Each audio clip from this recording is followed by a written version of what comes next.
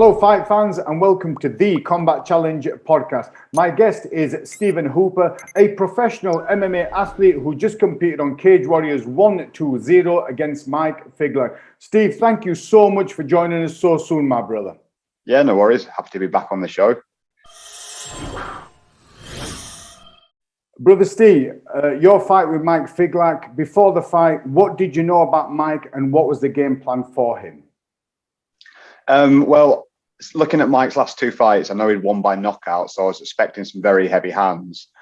So obviously, my jiu-jitsu is my main thing. I've always that's my main finishing moves, all my submissions. So the game plan was obviously to get him down to the floor and then submit. Thanks for that, my brother. Now, if you can talk us through the fight round by round, please. Right, so first round started off, I came out pretty strong. I was straight away looking to take him down. I actually landed in quite a nice leg lock position.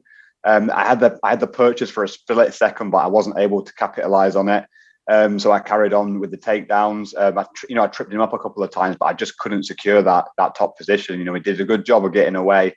Then, back on the feet, I felt pretty good on the feet. I was landing some good jabs. There were some big head kicks I was throwing. I didn't feel out of my depth on the feet at all. Then I can't remember what really happened. I think I was like my shooting. I was shooting too far out of range. Like that's one thing that I'm going to be working on. Coming forward. And getting that range right on the takedown shots. Like I had worked a lot. Once I've got hold of the takedown, that's where I was going to show a lot of my new stuff. But I wasn't able to get to the position that I wanted. So yeah, he did a good job of defending that. But then I landed in bottom position where I like to be a lot of the times. And, he was really patient. He wasn't giving me much and that. And then when, he did a good job, when I was looking for the triangle, he started landing them little short elbows. Obviously that cut me open. But, none of it hurt me or nothing. I never felt like I was rocked in the fight. I never felt like the leg kicks weren't hurting me. I am a tough guy. I'll just keep coming forward.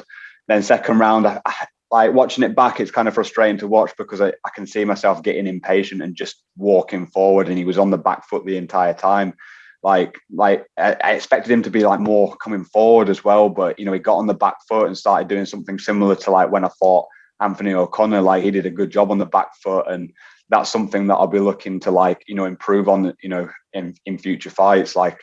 When I was an amateur and that I was used to fighting guys that would just come forward on me, and then so a lot of my early pro fight people would just come forward, and that's that works well into my game. But people are starting to figure these things out now. It's elite professional level, so it's people prepare specifically to take to capitalize on your bad points. So I'm going to work that out. My takedowns are going to look better in the next fight.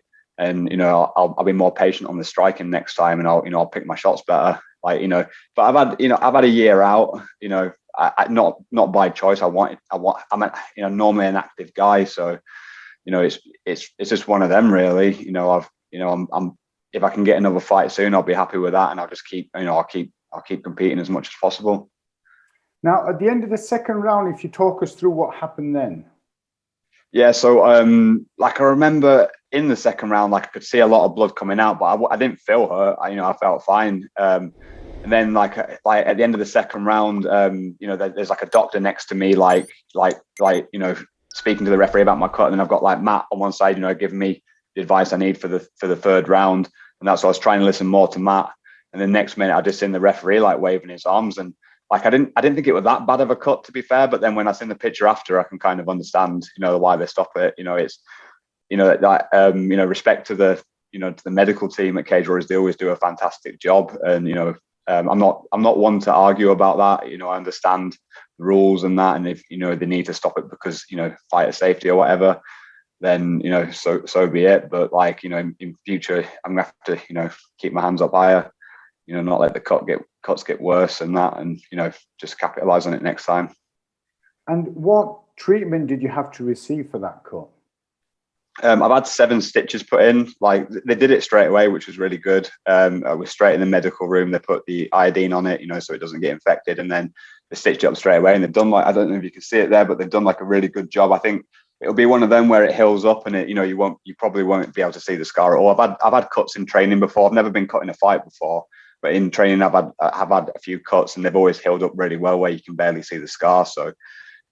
And obviously my skin's quite thin and it gets cut easy, but it does heal up pretty well. And the scar tissue is never bad.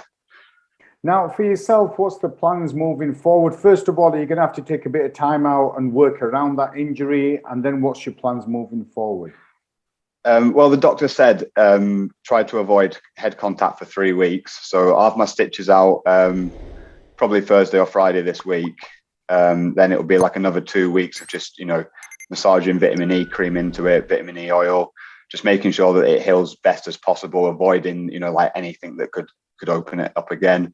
And then moving forward is I'll be straight back in training. I'll be training this week, just keeping fit, doing my kettlebell, doing my runs.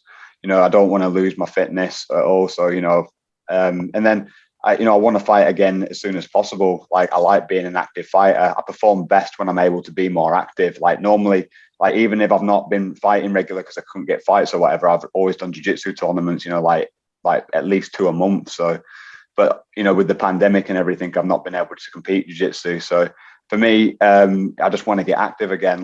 I love fighting, I love competing, and I want to get as many fights and jiu-jitsu tournaments in as possible. So hopefully things get back to normal soon.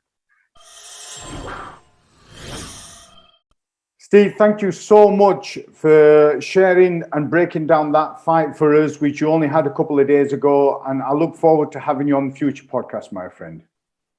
Yeah, thanks a lot for having me on again, Saif. It's, I like being on the podcast. I watch a lot of your shows. You're doing a really good job covering, a lot of media in, around especially European mixed martial arts. I think it's something that, we've needed for a long time, and it's good that you've stepped up and started this podcast. That's great. Thank you so much for that, brother, and hopefully speak to you soon.